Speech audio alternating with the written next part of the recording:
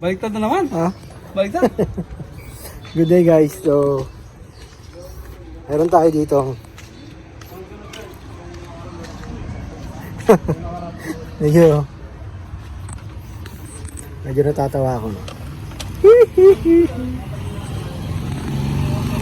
Guys, so meron dito. Meron naman tayong troubleshoot dito. Ngayon ang problema napagastos na naman, no? Napagastos na naman ng malaki. Ang problema, nagkaroon ng sira. Dati gumagana. Dating gumagana yan. Okay, so dating gumagana yung temperature niya. Ngayon nawala. Ngayon, ang problema dito, malaki ginastos, no?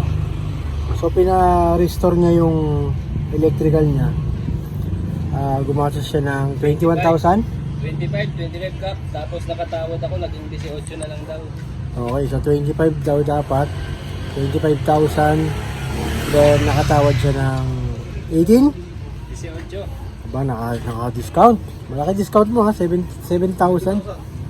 Pero problema, pag uwi niya sa kanila, nawala na yung head. Hindi pa nakakarating cup. Hindi pa nakarating ng bahay, nawala na yung headlight. Wala na. Pero yun ang concern mo una, di ba? O yun. Lagi pumuputok. Lagi pumuputok daw yung fuse ng headlight.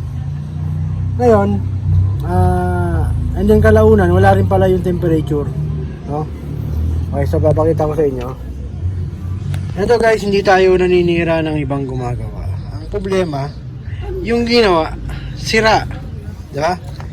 Okay, so ito kasi medyo nagalaw yung dashboard nito. Ayan. Ayan. Medyo masalimuot daw dati yung wiring. Ayan. So actually guys, ito kasi na-release to nung gumawa. Kasi ang sabi, nagbablog din daw yun. No? Pero pinintasan niya yung wiring niya. Dahil nga makalat. No? Ayan. Luminis na. Ayan, nakita nyo ha. Luminis na. Oh! Okay, so nakita ko, may relay. Naglagay siya ng relay para to sa headlight. Ako yan. Alam ko na agad na pang headlight yan. Pero makikita niyo mo yung mga wire. Ayun. Naglaylayan sa ilalim. No? Ay wala na tayo diyan. Kasi medyo expensive yan. Ang problema, yung temperature, dating gumagana na wala. Ngayon, upon tracing, so nakita ko, yan. No? May bagong wire dito. Hindi naman bago eh. Pero kinabit niya ba to? Hindi. Nakita niyo ba paano ginawa to? Hindi Ito. Kasi iniwan ko itong cup sa kanya eh. Nako, iniwan mo. 4 days sa kanya to eh. 4 days. 4 days ginawa yung electrical? Quality. Okay, makikita nyo, meron niyang wire. So, dapat restore, ibabalik mo sa dati. Makita nyo may isang wire dito isa.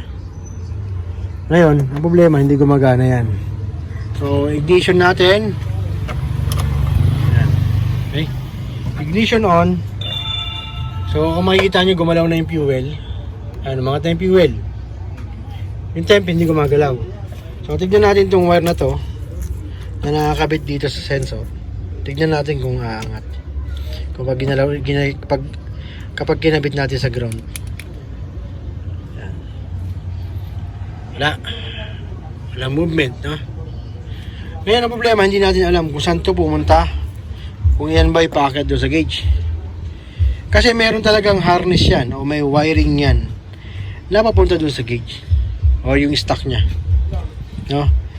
Bakit ka pa nagsayang ng trabaho mo dyan, no? Baka isang araw mo pa nilagay yan, no? Okay guys, hindi tayo nagyayabang, pero nandito kasi ang original na harness ng temperature. Ayan, yung kulay violet na yan o purple. Actually, nakabaon yan dyan, nakatago, hindi ko na pinakita sa inyo na tinanggal ko. No? Yan. So, ito yan. No? Ngayon, ang gagawin natin, testingin natin itong wire na to. Susuplayan natin ito ng negative. Tignan natin ngayon kung gagalaw yung gauge. Boy! Halika rito! Pambalat ng wire.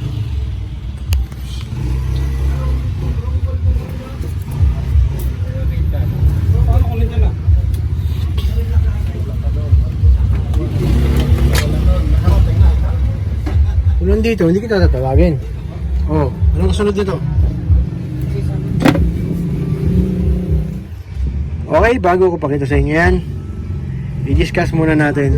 Okay, dito sa nangyari kasi, binayad niya 21,000. Pero, wala siyang pinalitan ng wire. Oh? So, inayos lang. Ang concern is headlight. Nalagyan ng headlight, pero nakarating ng bahay na wala na si headlight. Tapos, makikita nyo, yung pa rin yung mga wiring. No? Wala nagbago. Actually, meron na akong inayos doon. Starter. Yan. Kasi, hindi na lang may start. Nagpalit na ako ng solenoid dyan. And then, nag-check ako ng wire doon sa may oil. Kasi kanina hindi umiilaw yung oil, indicator light ng oil. Na napaka-importante yan. Para malaman mo kung bumubomba yung langis mo. So, napagana ko na yan. Dito tayo sa main issue na concern ng may-ari, yung temperature. Boy, waka mo to. Yan lang. Okay, so babalatan natin to bago natin balatan si Master Boy.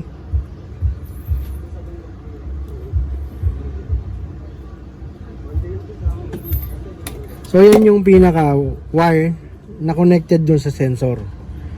Susuplayan natin ngayon to ng ground. Yan. So naka-ground yung test light natin. Tap natin dito. And then switch on. Okay? Tignan natin kung gagalaw yung temperature. Wow. Ayun na, nag-overheat na. Ayun na. Okay, so gumana na. Pumangat na yung temperature. Yung gauge ng temperature, no? So kita nyo, naka-on, nakaangat na rin yung fuel at saka yung temperature. Okay? So napaka-basic lang, no? So nandito lang yung issue. Ang tanong, bakit naglagay pa nito? Bakit meron ito? Shortcut yan. Dahil hindi nila alam kung nasan yung sa temperature. So ngayon lalagyan natin ito ng wire pupunta dito para ma-sense niya na yung binibigay na signal ng sending unit, no? Okay, so ayusin natin. So ito naman, yung dalawang to, yun dito yan. So pinatay na rin nila, no? So, hindi na natin lalagay ito. Ito ipapunta dito sa timer relay ng heater. So ito importante, mabalik natin to, no? Hindi siya matigas, lambot. Okay guys, so yan, nakabit ko na. So ganyan na lang yung paraan yan. Medyo tinali ko rito para hindi mahugot. Then to, okay na yan dyan dahil nagpalit ng alternator. Wala na yung holder dito.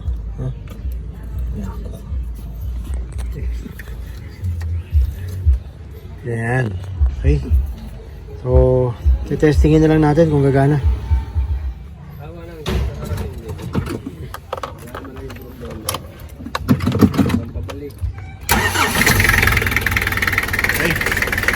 Natin kung tataas.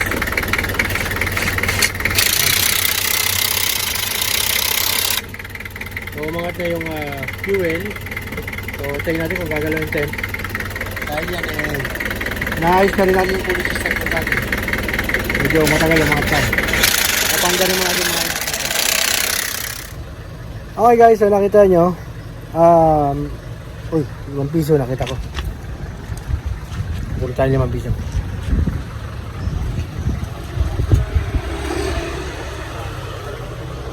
Okay guys, so nakita nyo, napagana natin yung temperature, no? Binili ko na sa dating harness niya. So ito kasi nangyari, shortcut nila yung trabaho. Nawala yung supply, hindi na hinanap. Dapat yan ibabalik mo pa rin sa dati, no? Ngayon ang masakit dito talaga, hanggang ngayon hindi ko matanggap na itong customer na to, nakapagpagawa na sa akin yan. Ang problema, napagawa niya sa iba, gumastos siya ng 18,000, no? Diyan sa ganyang trabaho, no? Okay, ngayon tignan natin yung temperature niya kung talagang nadali natin, no? Kung talagang natsambahan natin. Pakita ko sa inyo. Okay, tignan na natin. Wala na, habang binabalik ni Master Boy yung upuan. Ayan, ayun oh. Wala na. Yan, umangat na. So, yan ang normal temperature niya talaga. Nasa letter C. Okay, so hindi na sila mangangamba. Gumagana na. No? Okay guys, so nakita nyo, medyo nakachamba na naman tayo. Dahil ito kasi Santa Maria sila galing. Nalalayuan yata dito. Kaya dun na ipagawa sa Santa Maria. Ngayon, ang problema, dinala pa rin nila dito, no? Ngayon ang plano na mayari, uulitin ko ulit yung trabaho, no? Tatanggalin ko yung dashboard, iayos ko yung mga wire. Kung nakita nyo, nasa ilalim yung mga wire, nakalaylay, which is hindi na balik sa dati. Ang wala sa kanya ngayon yung handbrake light, yung pag nakataas yung handbrake, dapat umiilaw yung indicator, no? Para alam mo kung naka-handbrake ka. So, ibabalik natin lahat yan sa original, kasi sa original nandun yung warranty.